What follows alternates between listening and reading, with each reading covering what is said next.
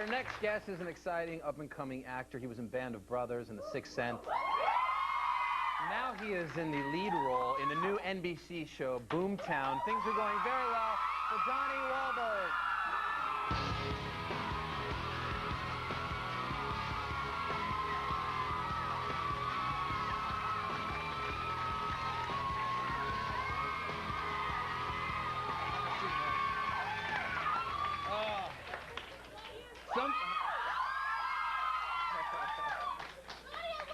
Easy, ladies, easy.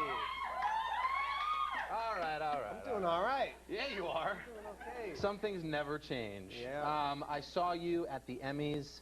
Congratulations, Band of Brothers, for winning. And what a... You're welcome, too. But nothing to do with Band of Brothers.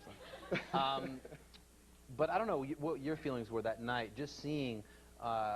you know, the real Easy Company up there on that satellite picture of the real men. Yeah. What sort of went through your mind, at least at the Emmys?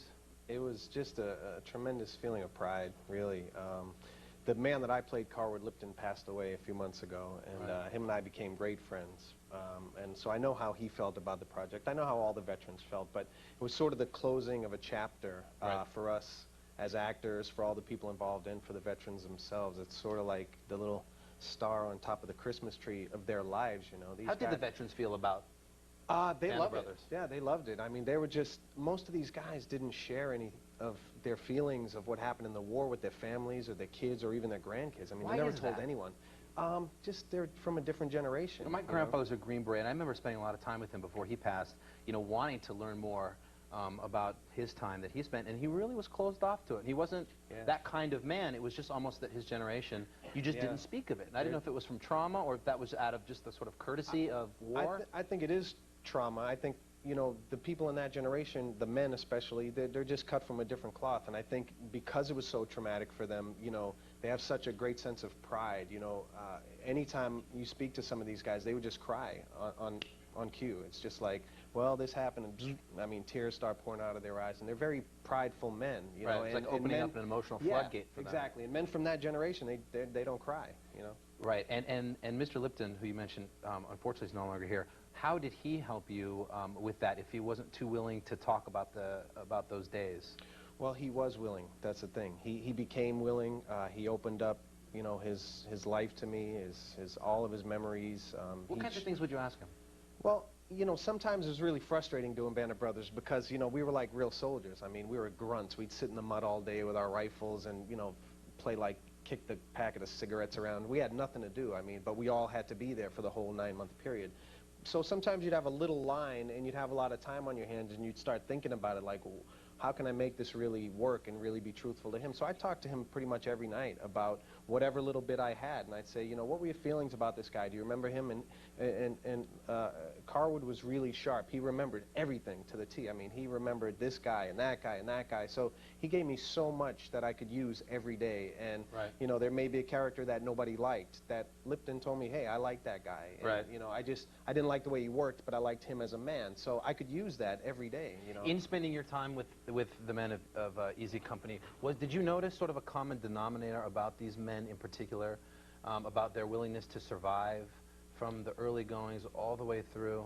Yeah. Was there something about, what does it say about men of that time and perhaps you know, even men of today? You know what, it's funny that you asked that question.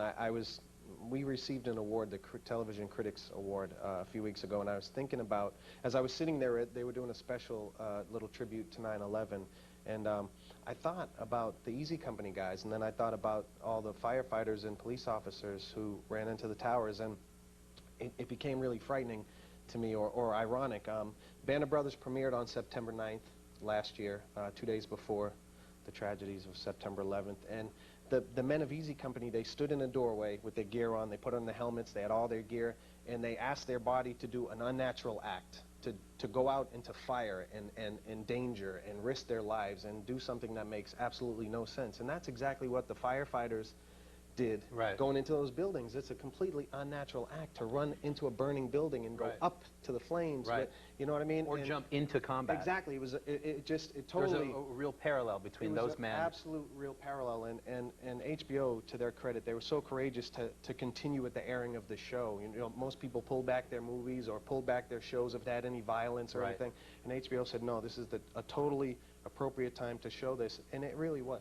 Excuse me, it really was. And HBO, a network that gets tons of praise for their critically acclaimed sort of writing and presentation of shows like Band of Brothers, and there's a connection with Graham Yost, who was one of the writers of Band of Brothers, and now the creator of Boomtown, a show like an HBO quality show, yet here on NBC, which people are thrilled that broadcast television is grabbing something that is so great in Boomtown.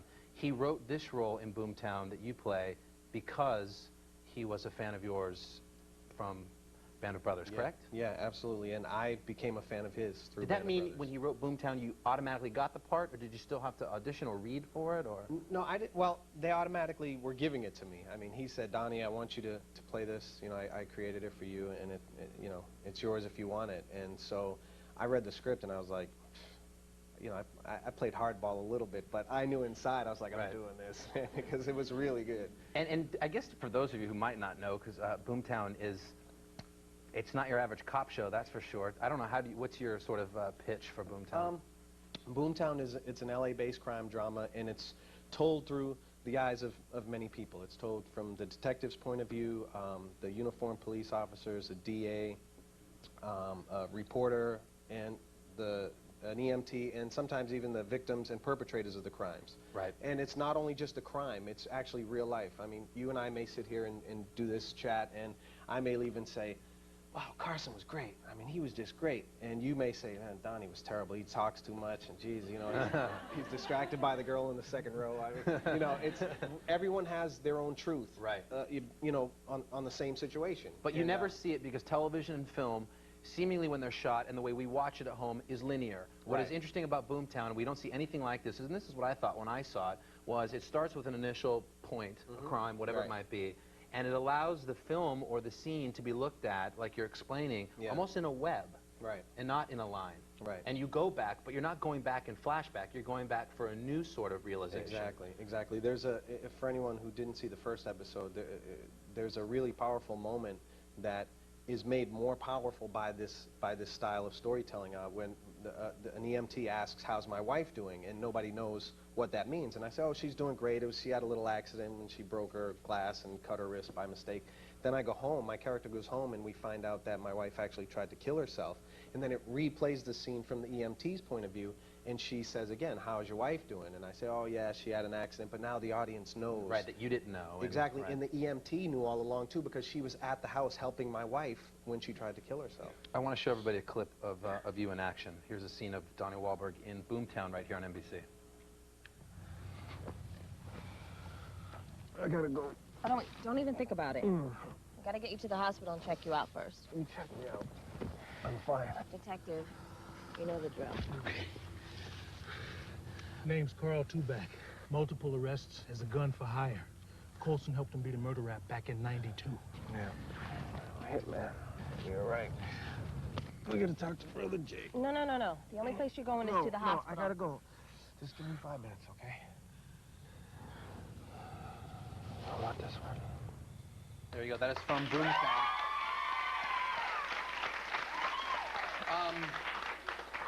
Seeing you in that last frame reminds me of Vincent, your character from Sixth Sense, a film where I'm not sure how many people really knew that was you until maybe the third or fourth, or word traveled that was Donnie Wahlberg. Tell me about one day of shooting and how much time to lose the weight and look like that Vincent guy. Oh man, dark memories.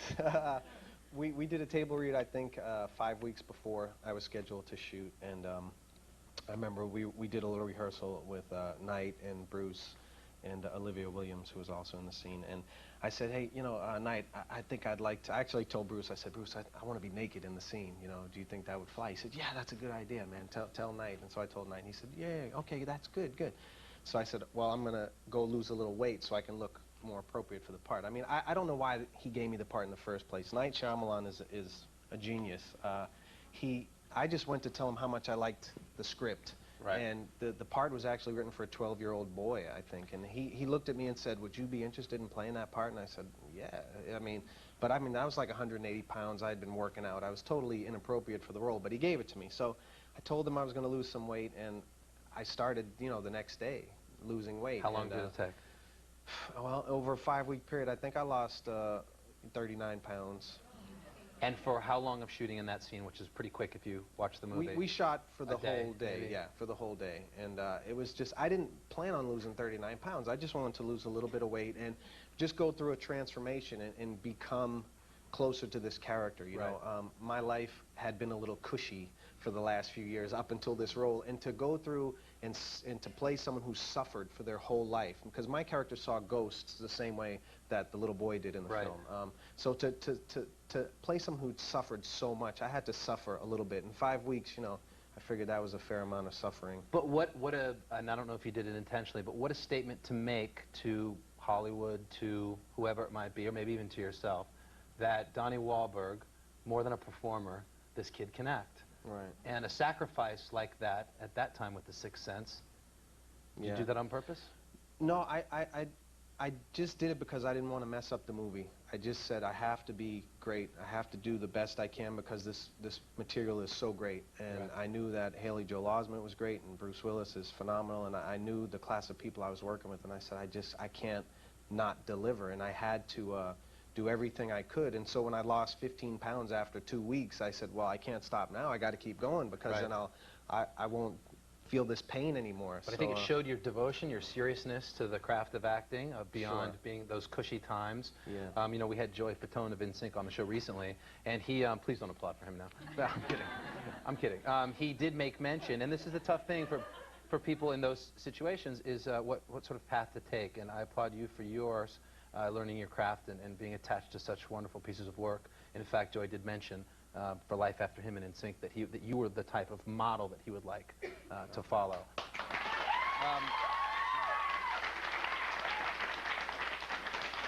Do the old days still come back? You still the old fanatical New Kid fans that? And if I can add one thing, I don't want to backtrack, but if I can add one thing, a lot of times in my career, I've done things to prove to other people. You know, I produced my brother Mark's records to get the critics off my back because they were badgering the new kids. And, you know, a lot of times I set out to prove things to other people, but in the end, I think ultimately I always do prove things to myself. And that's what The Sixth Sense did, and producing records and doing all the various things I do. Ultimately, in the end, I say, wow, I didn't know I could do that, you know, and it is fun. I mean, I set out to say, yes, I can do that, but in the end, it's like, I'm really telling myself that, wow, you can do that. Right. Try it again. Do some more. And you know what? And you're doing it. And, and congratulations on Boomtown and everything else you do. It's good to have you here. Thank you, Donnie. Donnie Wahlberg, everybody. Boomtown, Sundays, 10 p.m. Eastern on NBC. We'll be right back. More Avril Lavigne, Amy Poehler, and up next, the comedy of Tom Papa right after this. You're watching Last Call.